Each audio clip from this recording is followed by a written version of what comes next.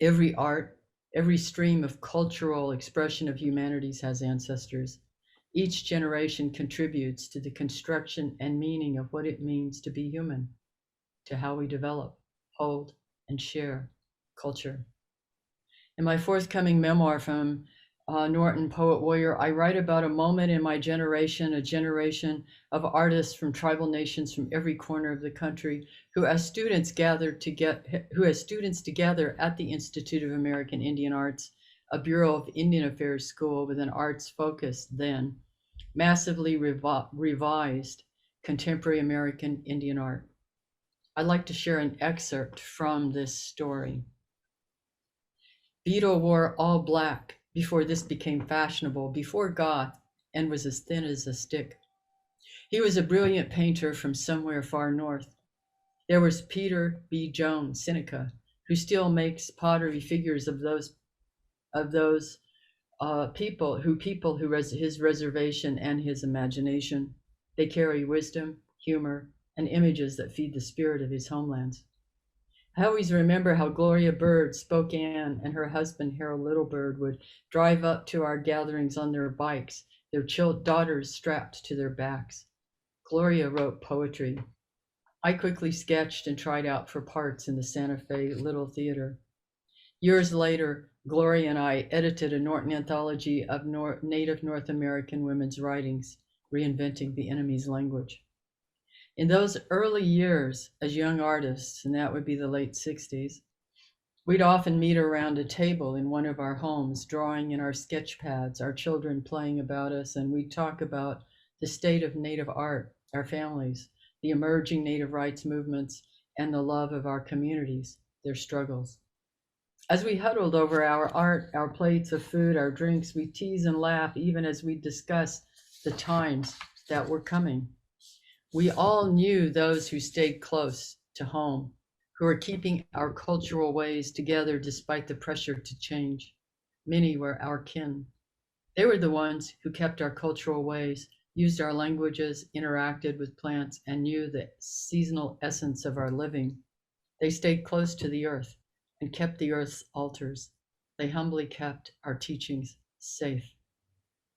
As we discussed among ourselves, we began to consider ourselves to be a kind of hybrid, not the confused, worn out trope of Indians caught between two worlds, but committed artists rooted in our individual tribal nations who created within a dynamic process of cultural and conceptual interchange of provocative ideas, images, and movements. We agreed, for instance, that we could be inspired by Jimi Hendrix by his artistry and his conceptual performance. We could borrow or be inspired, just like mainstream artists who have always shared across time and culture. We could merge outsider sounds and ideas with our classical tribal expressions and make fresh art. We talked about how our painting teacher, Fritz Scholder, was influenced by the painter Francis Bacon, whose images emerged from the shadow parts of a post-World War II imagination. Those disturbed symbolic images fitted our experiences. We could find our own symbols and interpret racialized post-colonial rage to creatively express the despair of generational grief and loss. It was usually late at night as the children dropped to sleep on soft pallets made of blankets on the floor next to us or slept with their heads cradled on our laps that we shared the stories of prophecies and warnings. We had heard that we were moving toward tremendous tests of famine, floods, and fires if we forgot our original teachings and did not move forward respectfully and in relationship to the living world around us. There would become times when grandparents would throw their grandchildren away for greed. Tribal members would cut their tribal rows so they could have more government money for themselves. They would become the same as the colonizers who would be the ones to take down and disparage our cultural traditions. Our old ones would no longer recognize us. We could be overcome by greed. The earth then would turn to her side and look away as we lost balance as female power was eroded. Then someone would tell a joke to shift the weight. We'd put on our music and snack on our potluck leftovers, and finally we'd go to our separate ways into our lives. Yet we stayed connected, even if we lost track. Our generation came in as a family, we believe as a family. This story continues with successive generations who keep speaking of and taking in those same kind of questions, thinking about how our art regenerates and continues that connection to earth. My daughter sits at a table surrounded by children and grandchildren, beating stunning works of art. We have seen how during these times, and that's the end of that little piece that from Poet Warrior. We have seen during these times of national chaotic cultural and climactic breakdown, the American and world community's need for what the arts provide more than ever. It's the arts that carry the spirit of a people. We need what the arts offer, dynamic, energetic life forms that give immediate and timeless shape and voice to the journey of the individual and collective soul. If we are to survive, even thrive, it will be because we take care of the arts, we take care of the arts, nourish our cultures, and build the foundation of indigenous humanities. If this country is to integrate spiritually, creatively, and profoundly, we must nourish the roots. There is no America without Native nations, arts, cultures, languages, and humanities. Without the acknowledgement and inclusion of indigenous roots, a land, a country is unmoored without stability. This story, our story, begins with the land, how it is regarded, our relationship to it, and how we move about on it, how we honor the keepers of the land, and how we give back. Our materials for baskets, painting, sculptural implements, instruments, inspirations, designs, architectural concepts, song concepts, and stories are directly tied to some aspect of the land, landscape, and place.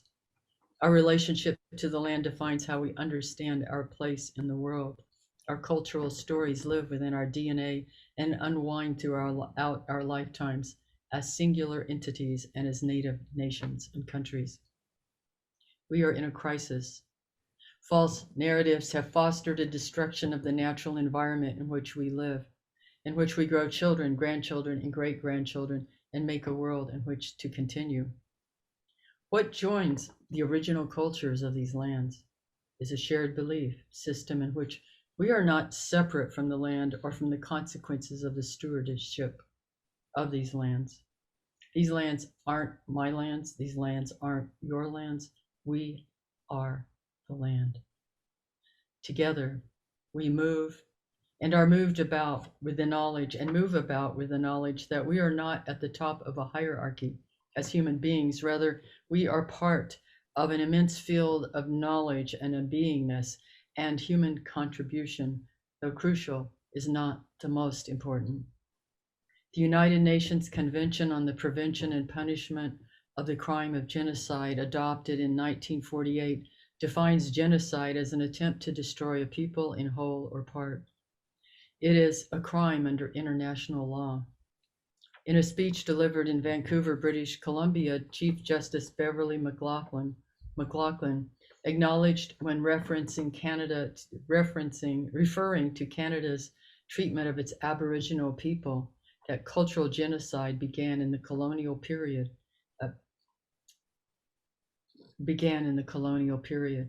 Cultural genocide occurs directly when a people's language and cultural ways of moving about and knowing the word are systematically destroyed, when the roots, our children, are taken away to be raised in a system that lacks nourishment.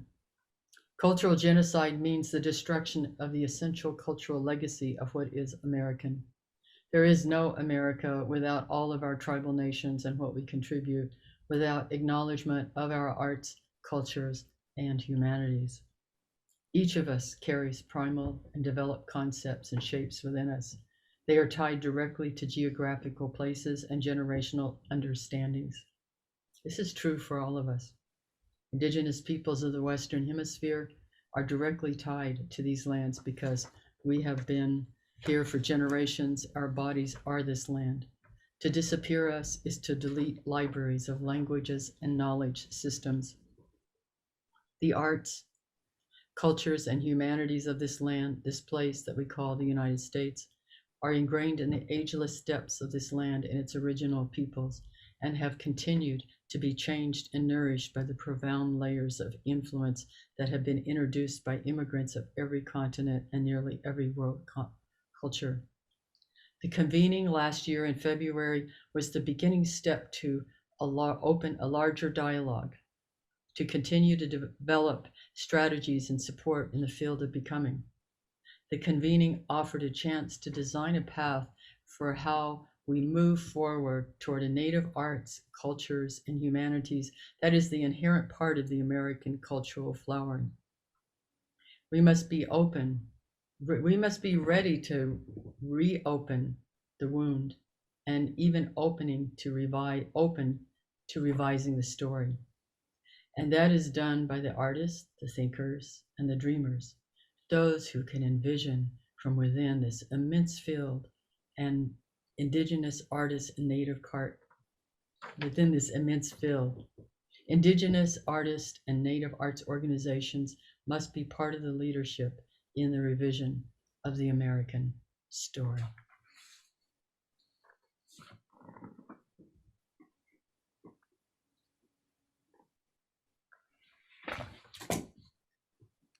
Okay.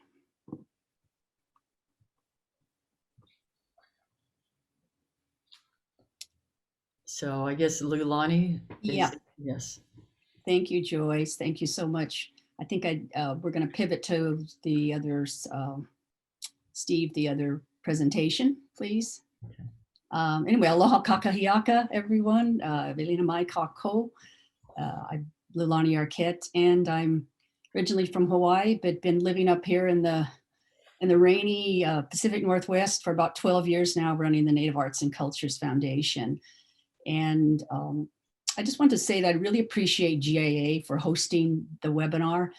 And thank you so much to the grant makers and our staff, Sherry Lynn and Steve, and Nadia's on the call also, for being here for us. And I also want to mention something just about Greg. Greg is, he teaches about the culture and history of the tribes of Western Oregon.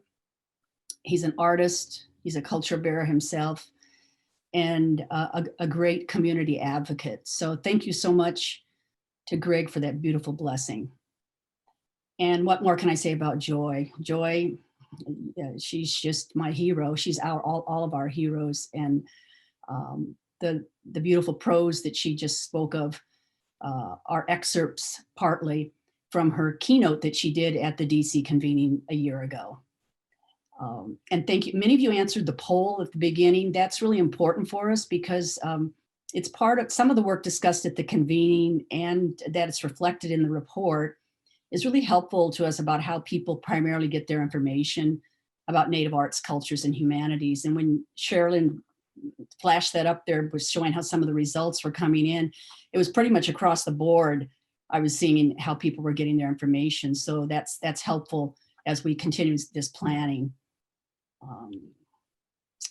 So many of you know that as was mentioned, that in February of 2020, right before the lockdown hit, the first of its kind gathering took place in Washington, DC. As Sherilyn mentioned, it was co-hosted by the Native Arts and Cultures Foundation, the National Endowment for the Arts, and the National Endowment for the Humanities. Okay, and I'm trying to click through here. Steve, did you give me abilities to click through here? Yeah, you should be able to advance slides. There. Oh, there we go. Okay, thank you. So it also brought over 225 attendees from diverse groups who support Native peoples. It included Native peoples from 40 different tribal organizations and 12 government agencies and many artists, administrators, and others. And it's important to note that it was the first convening of its kind that was focused specifically on Native arts, cultures, and humanities. But it certainly wasn't meant to be the last. And that the intent was there were going to be subsequent convenings with broader participation and that are informed by the learnings and recommendations that came out of this one. And as was mentioned earlier, also it was planned by a collaboratively by a Native Advisory Council whose names you see here. And I just can't I appreciate them so much that, you know, the guidance, the input, the participation was invaluable to the success of the convening. And I'm hoping, and I believe some of them are on this call today. So just as a real quick review, most of you probably know this, but there are 574 federally recognized tribes, and this includes Alaska Native corporations and villages. There are 560,000 state recognized Native Hawaiians, both living in Hawaii and in the states on the continent. And there are over 150 language and dialects that are spoken among all of this. It's pretty significant. We recognize that it sometimes can be really difficult and confusing to navigate through all this and to understand the diversity that's in our Native communities and among tribal nations, and for you to even know who to work with if you're a funder, a partner, a non-Native organization. And so many of us are working and have been working and are working together to really help change this. So the convening itself, what we did is we hosted 6 panel sessions, and each of these panels consisted of 3 presenters and a moderator. And I'm just flashing them up here. I don't have time to talk about them today, but to give you an idea of the range of topics that were discussed. It was rich. It would, if you go to our full report, which they'll put up in the chat, you will see how it also, there's links to speakers, links to their content and projects and information that they shared. It is a lot of information in the report that obviously we're not able to cover today. And these are the last 2 that we had. So from this, then this report was developed, and I'm going to focus now on 3 recommendations that came from the report. And it's, again, kind of an overview. And the first recommendation was really about advancing truth telling. And the stories that are told about Native peoples are critical. The stories that we tell about ourselves as if we're Native are also very important.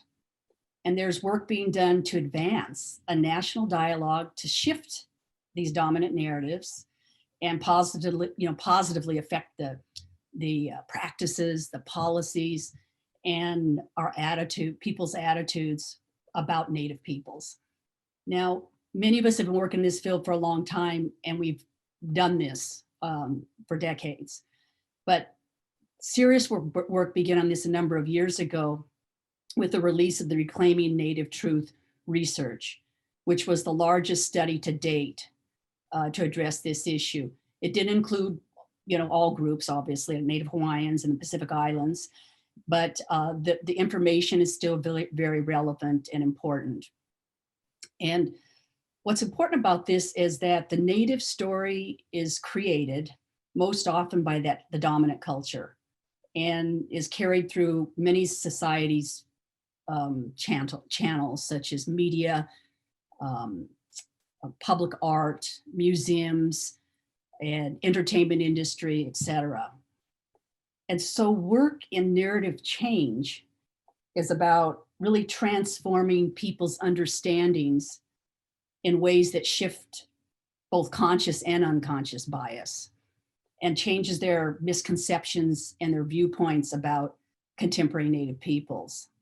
And it was also mentioned at the convening that allyship is really about taking responsibility for educating ourselves, not indulging in stereotypes, and thinking about how to be supportive and making space for Native people to participate, speak, and thrive. So one of the ways that we're advancing Native truth is through this regional and national convenings, which would help with the continuation of this work and also the presentation of Native arts and cultures in much more coordinated and rigorous ways. So the Native Arts and Cultures Foundation, in partnership with some other, many other Native-led organizations, are working with a consultant through a survey of field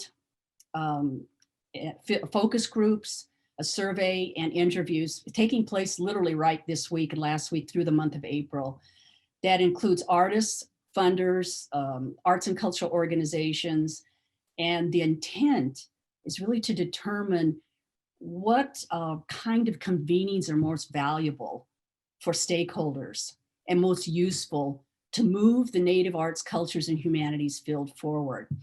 And we're currently looking at possible focused special sessions in the fall, most likely virtual, and then a session in spring 2022, hopefully in person, which will be a convening, a national convening.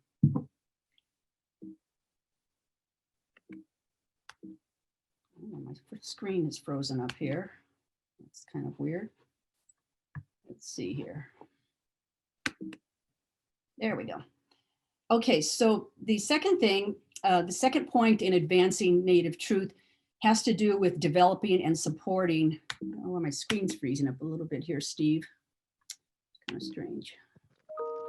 Click on it with your mouse and you'll regain control. There we go. Oh, okay. There we go. Okay, so developing and supporting Native-driven and defined research was another method that was decided at the Convening for Advancing Truth-Telling.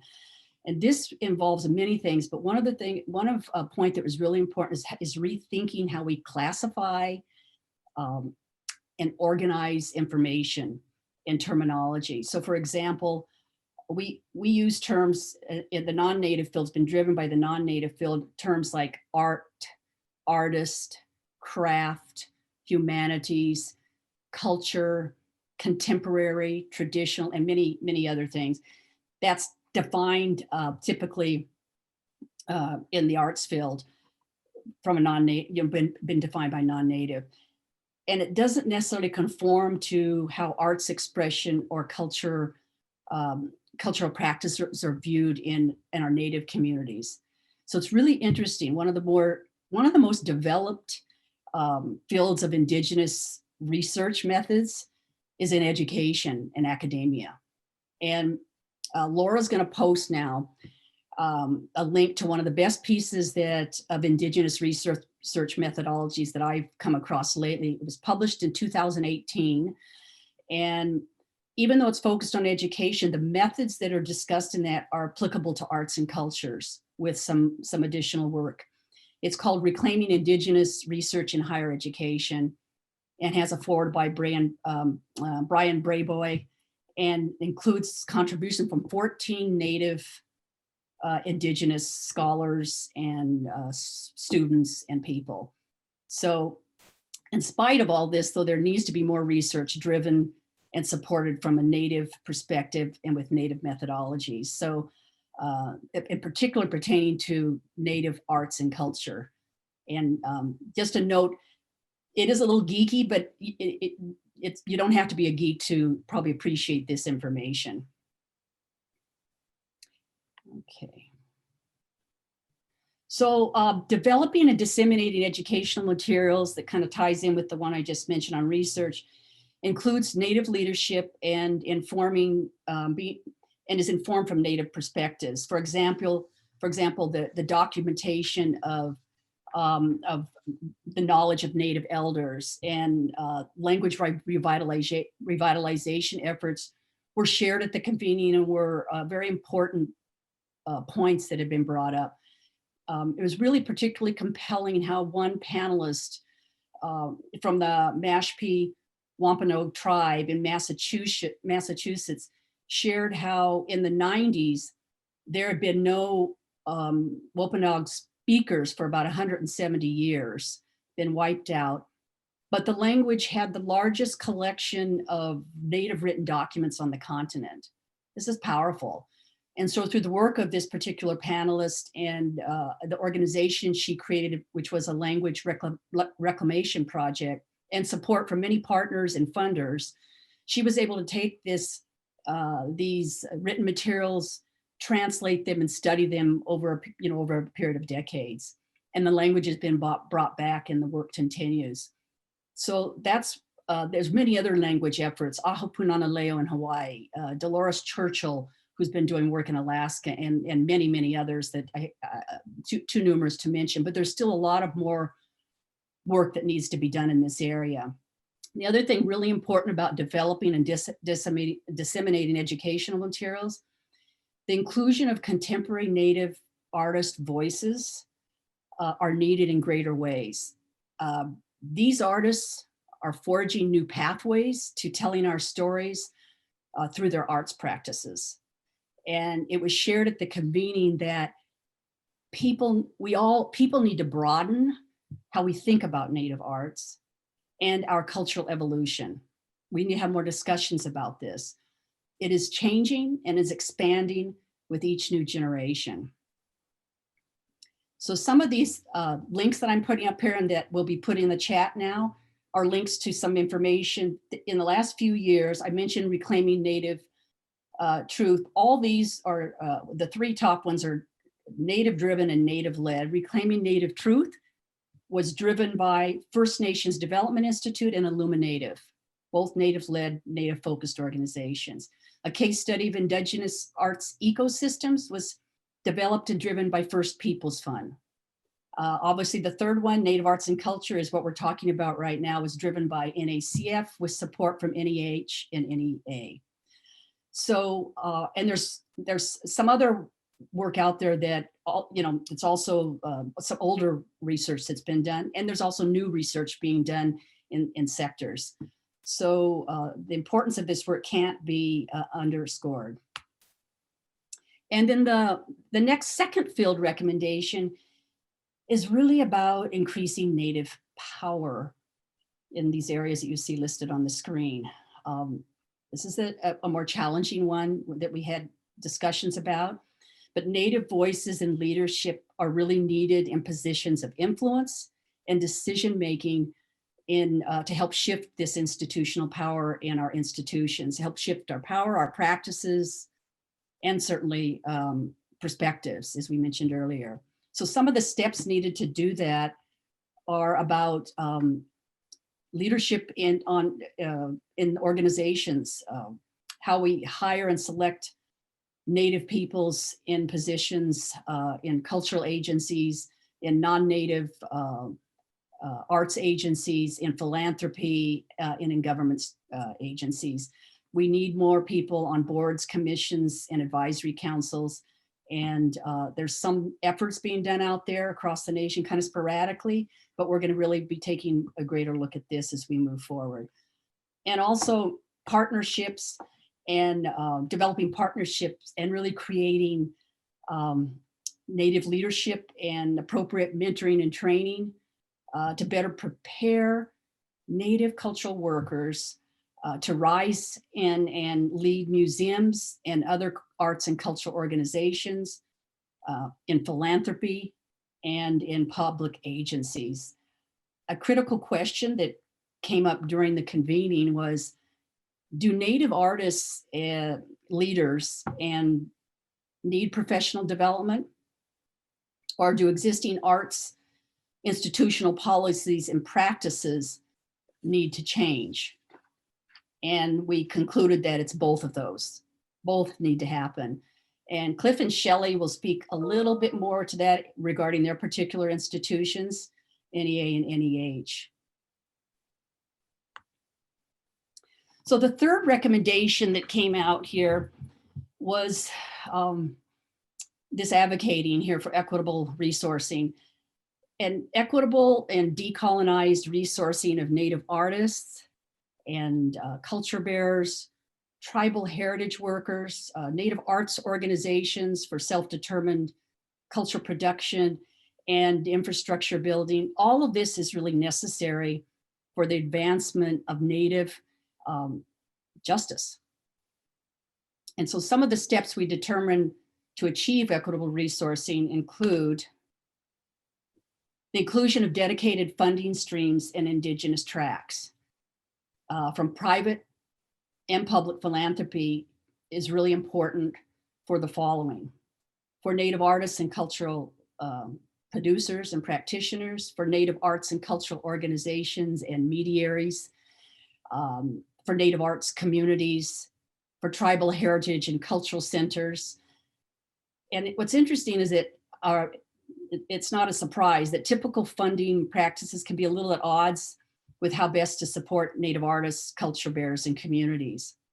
And so some of the suggestions that came from at the convening were and particularly geared for funders, was to adopt cultural or racial equity policies that help to define what equity looks like, specifically in our case here, for Native and Indigenous arts and cultures and communities. And so, for example, working with Native arts, orgs, artists, and communities to identify the barriers and the access issues. Also dedicated funding streams or targeted funding allocations for Native and Indigenous work.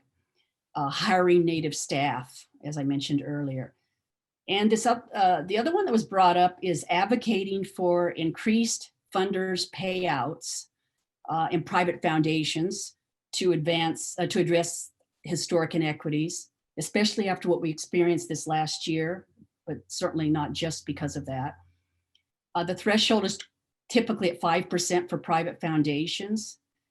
And just hot off the press today, I didn't have a chance to even hardly read it, from this Chronicle of Philanthropy, is exactly calling for this and explained what happened this last year from funders, and basically says, they explain how philanthropy can and must resist the urge to return to a world where minimum payouts represent the acceptable standard for catalyzing change. So I don't know if we can put that in a chat. It just came out from the Chronicle of Philanthropy. Okay, let's see. So advocating for equitable resources is also about building long-term relationships and about and Native-led support systems through partnerships. Partnerships and collaboration are absolutely key with all kinds of organizations: federal cultural agencies, regional state arts and agencies, humanities councils, private funders, etc. And the ravages of COVID-19 and the calls for racial justice reckoning, have not so much really changed the situation we addressed at the convening, as starkly illuminated and revealed the long-standing truths about inequities and injustices. We see this as a moment of reckoning for America and its Indigenous peoples. And what we choose to address in our organizations and communities now has the ability to create a truly equitable future that can help shape the 21st century. So this, what you see here on the screen, the ownership of this historic building in urban Portland, Oregon, was legally transferred to NACF this year from Yale Union, a non-Native organization. We're calling it the Center for Native Arts and Cultures, or CNAC. And the CNAC will provide a gathering place for continuous long-term relationship building with artists, partners, tribes, funders, groups, etc., both locally and nationally. And it will also be a place of connecting with non-Native allies and partners. Yes, rematriation. So the bottom line, as one presenter from the convening shared, capacity building and support for Native peoples in arts and cultures has to be done from all sides, 360 degrees. There's no shortcuts, and it takes time, resources, trust, patience, and acceptance of mistakes. So we need a commitment to truth-telling about our histories and what has brought us to where we are now. we know that a powerful way to this important work is through an arts cultural lens. I believe that's why we're all on this call. Human beings have always inspired the collective human spirit, just as Joy started us out with and mentioned. They've done this through arts, culture, and creativity. So we are on these pathways to overcoming the trauma and lifting our voices and shifting the narrative. But the truth of the matter is the urgency for healing and sharing the depth of knowledge and resilience of Native peoples through these arts and cultures pathways has never been more important than right now. So thank you so much. I'm going to end with that, and I'm going to kick it over to Cliff now from the National Endowment for the Arts to share some of his experiences.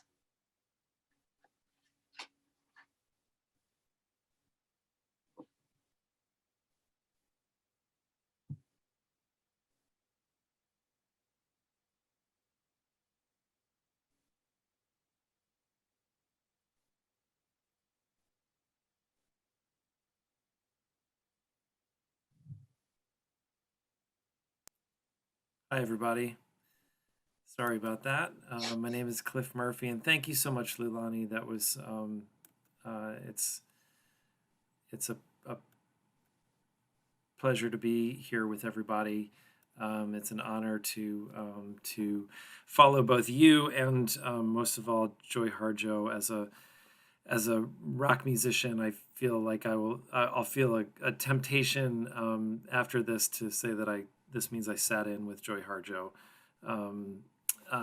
And it's also an honor to be here with Shelley Lowe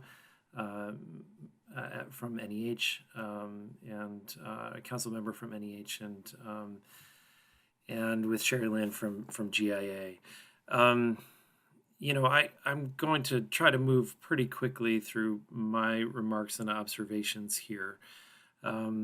Because I feel like we still have a lot of important things to discuss. But, this convening, I think I want to stress, first of all, that this is a significant moment for our agency at the National Endowment for the Arts to not just be a part of a convening like this, but to be a co-host of it.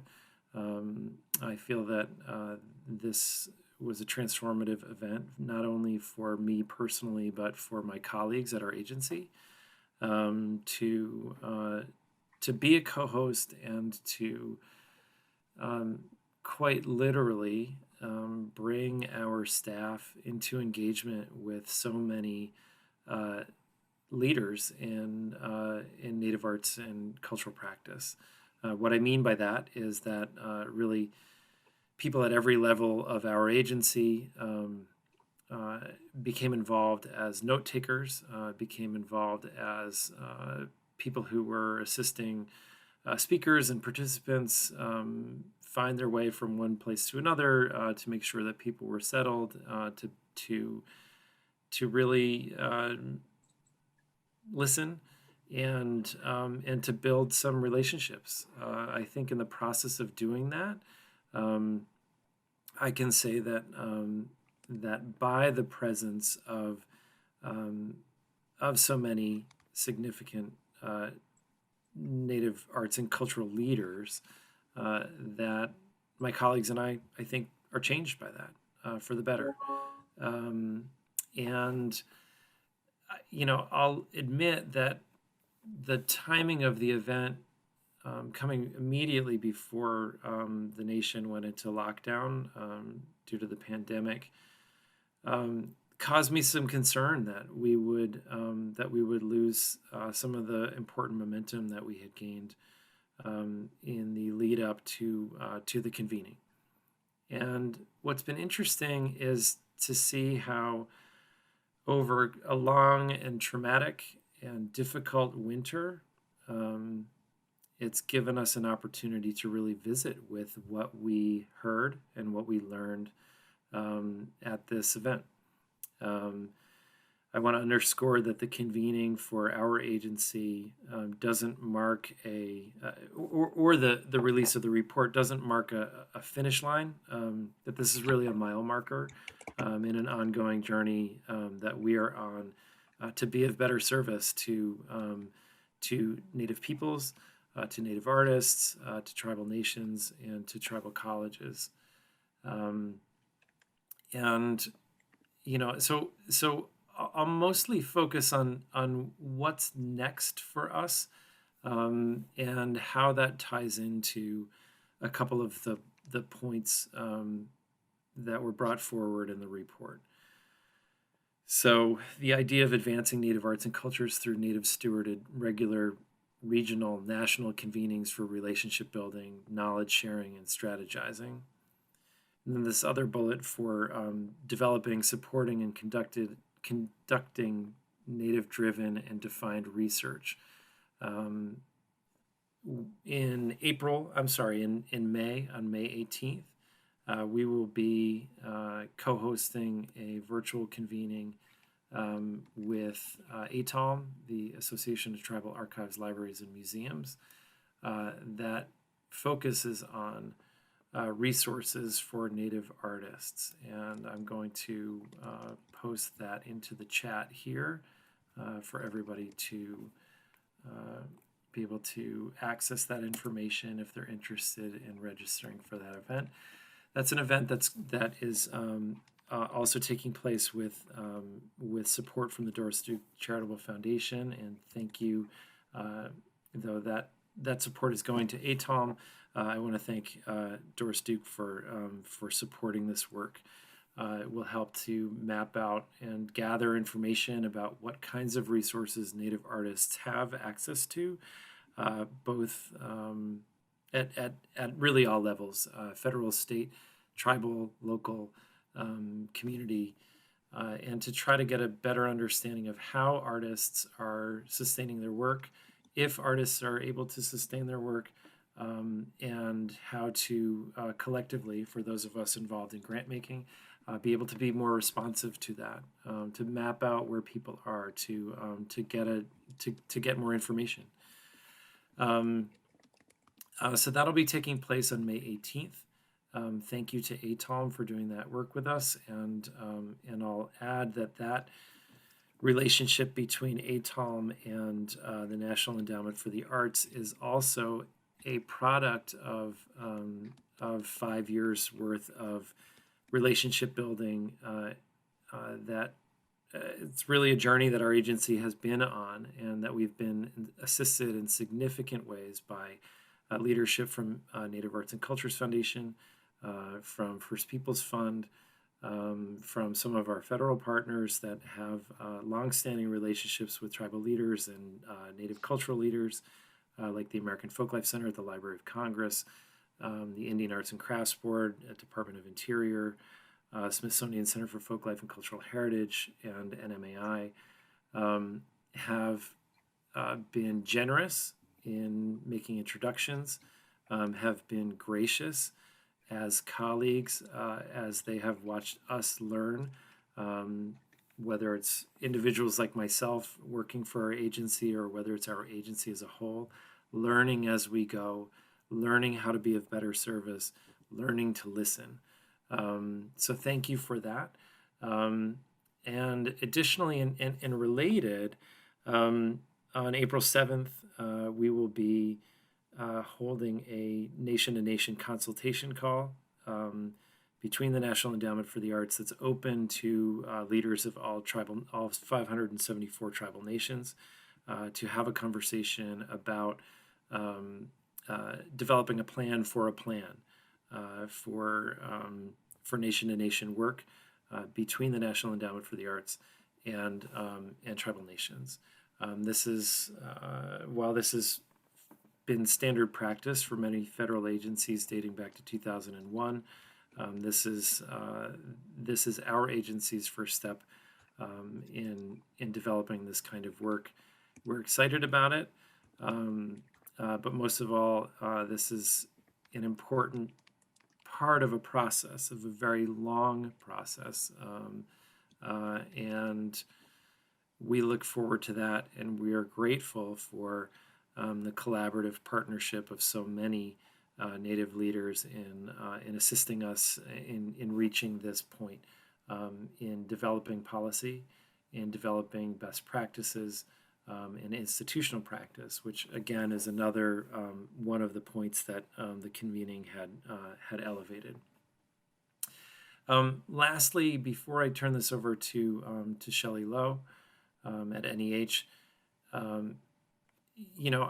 I'll say this: the summary report highlights a number of comments that Native leaders raised at the convening that really focused on the importance of sharing power. And of opportunities to increase Native power in policymaking and institutional practice. And those are formidable words. I think that for us, an important part of this work, an important part of the transformative power of that kind of institutional practice has been hosting two long-term Native American political leadership program fellows from George Washington University who came on board the National Endowment for the Arts and assisted us in developing research about different resources that are available across the federal government to support Native arts and cultural practices. That's Anna Needham, who's Red Lake Anishinaabe, who now is at the Arizona Commission on the Arts, and Chloe Elm, who is Tonawanda Band of Seneca Indians. Both of them contributed in significant ways, but also, I'll have to say, in working alongside such remarkable colleagues, our staff was able to develop deeper understanding, empathy, and real friendships with coworkers who were Native, and this is as a staff that does not have that I know of Native presence on staff. This is important. This informs our work. This helps to change us for the better, and I think helps us to do better work. So I want to thank Chloe and Anna. I believe Anna is on this call for your great work. I'll paste a link to the resource guide that they helped to create. But that also helped to create the foundation for our contribution to the convening this past year. So thank you. And, I again, it's been a great honor and a great pleasure to be involved in this work. And I guess having said that, I will now turn this over to Shelley Lowe, who will talk about some of the exciting new policy priorities of the Biden-Harris administration that I think are really helping to empower the continuation of some of this work at NEA and NEH. Thank you.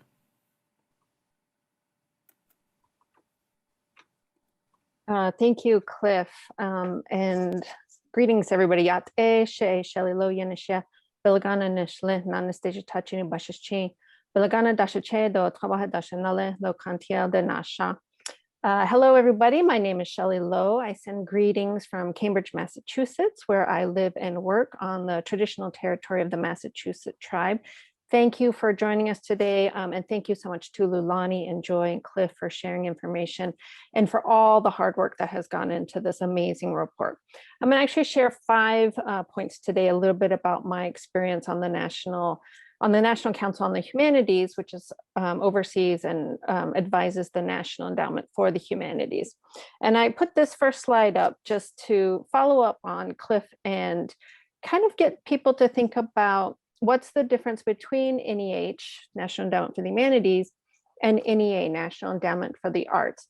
And to think about this very clearly when you look at what NEA funds versus what NEH funds. So take a moment, just a few minutes for yourself to define for yourself what is humanities. And I'm going to ask you to do this because when I was asked to serve on the council or asked if I would be interested in being vetted for the council, I thought to myself, okay, yes, Yeah, I know what the humanities are. Well, I think I know what the humanities are. And then I looked it up just to make sure. Do I really know what the humanities are? Yes, I know what the humanities are, right? And I can do this. But I'm going to ask this more specifically because as funders and philanthropy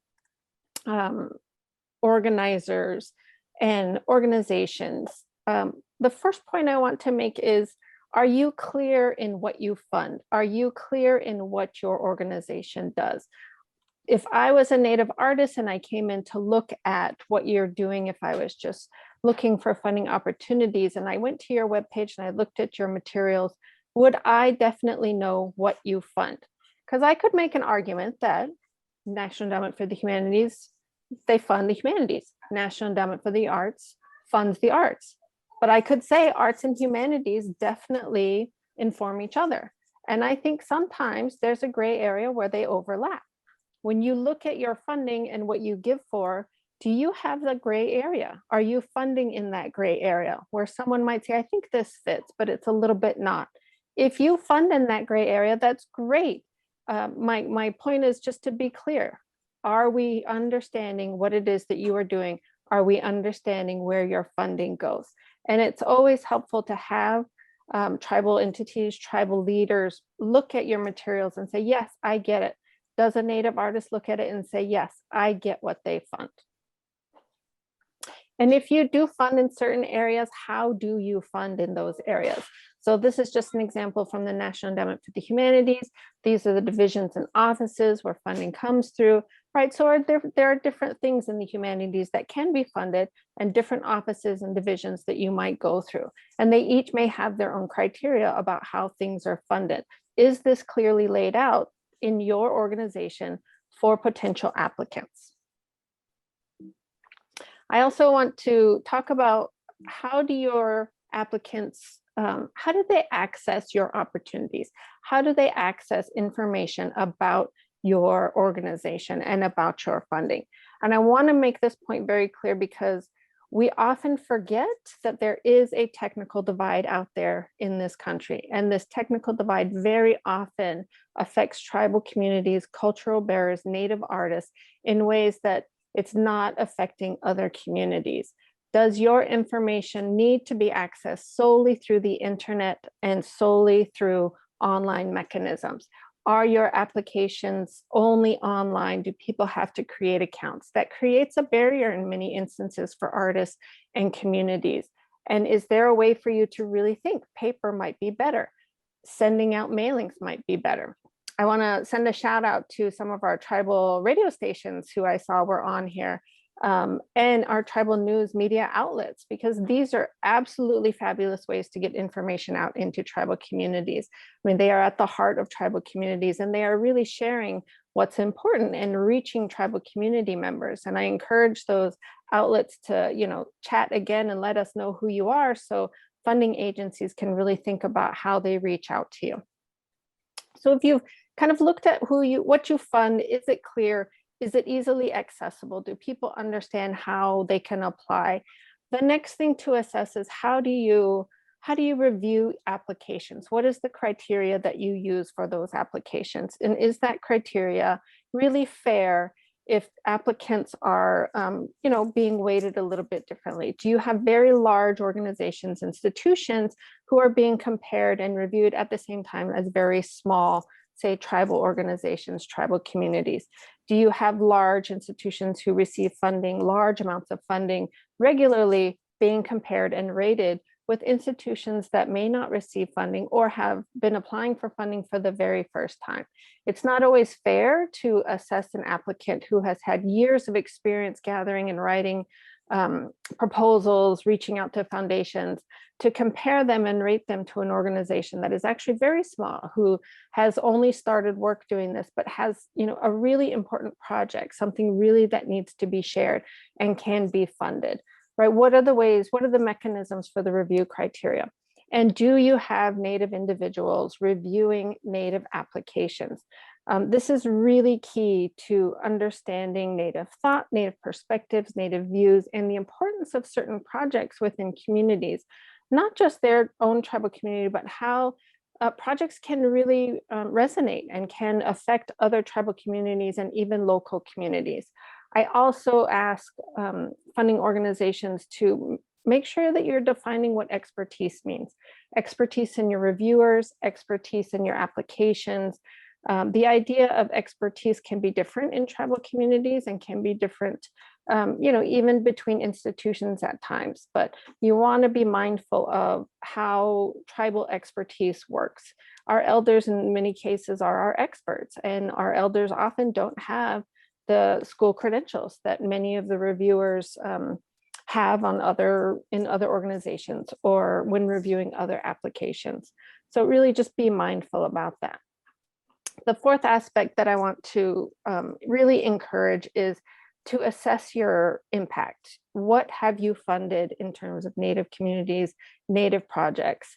And more importantly, what have you not funded, right? If you were going to look back at all of the work that you've done and you are going to pull reports on the Native projects that you have been able to fund, what is that story your organization tells? What kind of truth-telling role, what role do you play in the truth-telling aspect of what has been happening in tribal communities? Does your organization help tell an empowering story, or is the story your organization tells within Native communities and what you funded and the impact you have maybe not tell an empowering story? It is essential that your work be empowering Native stories, empowering Native communities. And really, if you don't have much to look at or you don't have much yet, you could make a plan for how do you want to play a role in truth telling? How do you want to start empowering that Native story? And I'm going to go back to what Joy Harjo introduced to us about also making sure to do this with care. She was very clear that doing this work is opening a wound. And if we're going to open a wound, we need to make sure that moving forward to empower our stories and truth telling is done with a lot of care, a lot of input from tribal communities, and a lot of perspectives. Which brings me to the last point that I want to make. The new Biden administration has kind of brought down these 5 pillars that agencies will be focused on. And the main pillar, the first pillar that they have identified is diversity and equity. And so this has been a lot of what we've talked about in this entire report, in the entire convening that was held last year. How do you and your organization affect and support diversity and equity? And Cliff spoke about this in terms of what does your staff look like? What does your board look like? What do your leadership positions look like? Do you have Native and Indigenous people in those positions? It's important to have Native voices, Native perspectives, of course it is. And if it was a choice between 0 and 1, you definitely want to have at least 1.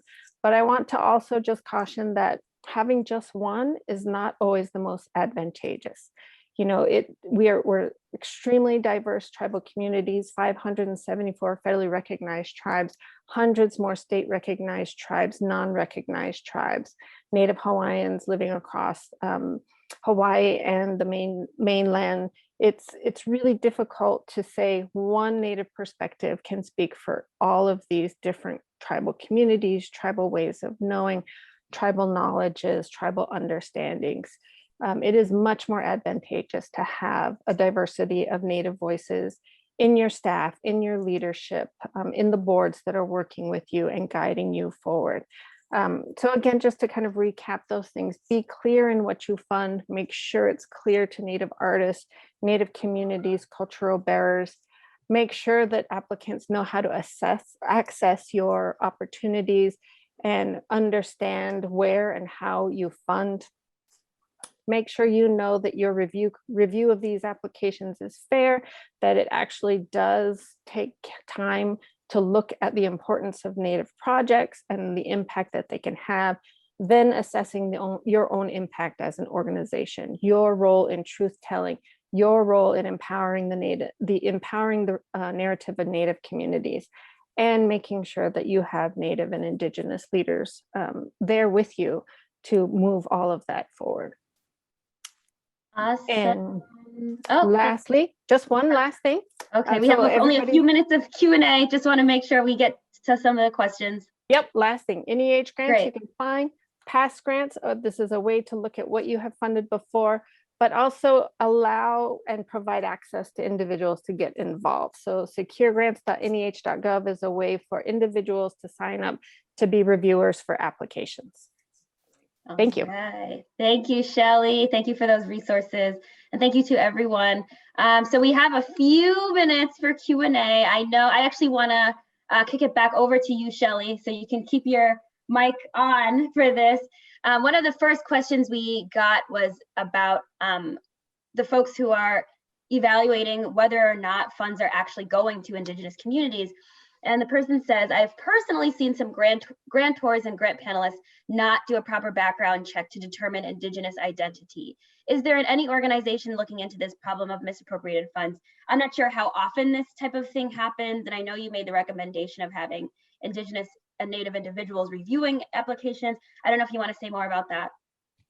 Well, Native organizations, depending on how you're set up, is it your job to police tribal identity? In some cases, depending on what you're funding and the criteria for funding, it most certainly is. In other cases, it may not be. I think one of the best ways to really make sure that you are funding tribal communities and tribal individuals is to make sure your reviewers and individuals who are making decisions on those grants are tribal individuals and have a good sense of who the tribes are out there, who the organizations are that are working with tribes. We don't all know each other, but we tend to have a good sense of who people are, where they're coming from, and the organizations they're coming from. And I think it's always important, if you don't know and you have questions, then you need to outreach to somebody who might know and get some information.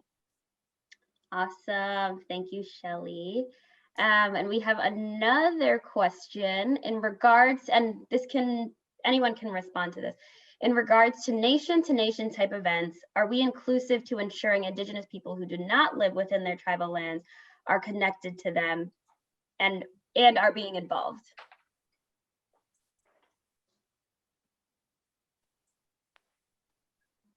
So is there, any of you can respond to that? I don't know if there's anything specific that's being done to reach folks who are not necessarily in their living in their tribal communities, but still want to be connected to what's happening in nation events. Do we know if anything's being done to reach out to those folks and create access?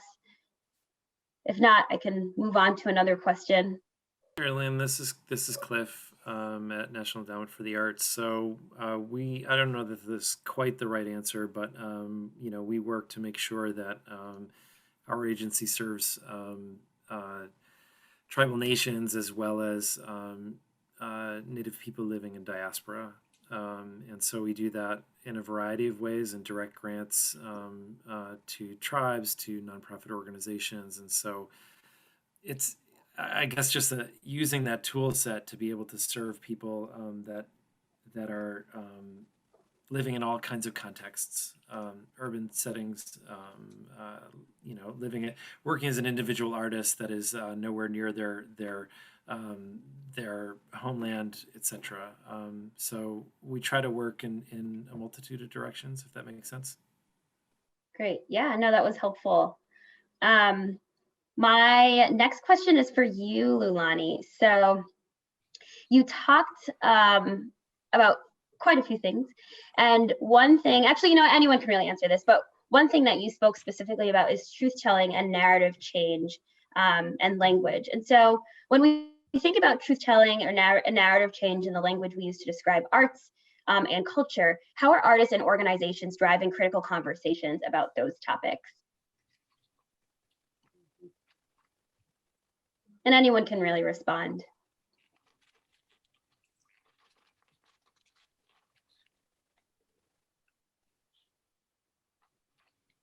Lulani, Joy.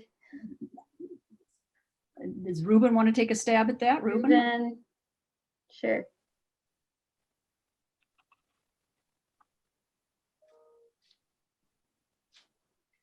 All right. If you want to, okay, Joy, are you coming on? Yes, I do. Okay. I was just going to say that there are many Native arts and cultures organizations. And so I think all of us have a part in that, from little, tribal, basket makers organizations to First People's Fund to, the convenings we're doing at NACF and the, these kinds of conversations and are ongoing. And I think all over in community, Native community arts and cultures organizations, as well as nationally. Thank you, Joy. And then one final question. It's a pretty small question, and that was sarcastic. What are your thoughts on equitable resourcing or on decolonizing wealth? And anyone can jump in.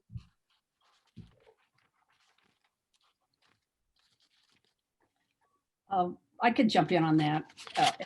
So I think one of the things it was mentioned earlier about in this, I don't know if we got the link to the Chronicle of Philanthropy's latest release, but I think it's just really critical for private philanthropy to take a look at the pay-hole thresholds. We're in a different time than we've been when those pay-hole thresholds were originally, conceived of and standardized. And we really need to address, not only just because of the COVID, certainly because of COVID and the racial injustice that's been going on, but this has been centuries in the making. So I think one of the things is to really advocate and influence in ways, if you're in philanthropy, working in those organizations, that to look at doing some research and changing some of the thresholds. Some of the large foundations are doing some of that, but still they're just, if you read this article is going to kind of get into it with you, it will give you really specifics. And the other thing I would say is for public arts organization is really to study Canada's model for supporting Indigenous arts. It's a really interesting work that they've been doing for a long time. And also I would say to read Edgar Villanueva's book on decolonizing wealth. There's Sure. 3 suggestions. Great. All right. Thank you. Well, we are a little bit past time, but I think it's okay because we got a lot of great information in our presentation from all of you. So extra special thank you to all of you who came and presented and shared. In the slide deck, we do have a slide with the contact information for our panelists, so you'll be able to follow up with them. And if you come up with any questions after this presentation, you can reach out. And today's presentation has been recorded, so we'll be sharing a link to the recording and to the slides themselves so that you have them as a resource. And we also invite you to take a brief survey after this to let us know what you thought of the webinar, and so we can think about future programming. And oh yeah, sure, Leilani, go ahead. One of the things I really encourage everybody, I know it's to read the report. Yeah. We have an executive summary one too, but there's just a lot of rich information in that report that a lot of people put their heart and soul in, the panelists, people that were involved, the Leadership Council, and so forth. So please read the report. And there's something for all of us in there. Yes. Absolutely. Please read the report. There's something for everyone, and it's a lot of work went into it. So please do read it, and we'll make sure that you have that link. And we hope that you will also keep the conversation going.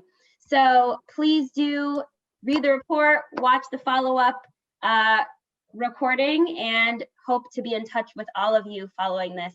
If you have any questions, you can feel free to reach out to me, Sherilyn Seeley. Be sure to take the survey, and I hope you all have an awesome day. Thank you so much for joining us on this GIA webinar. Bye.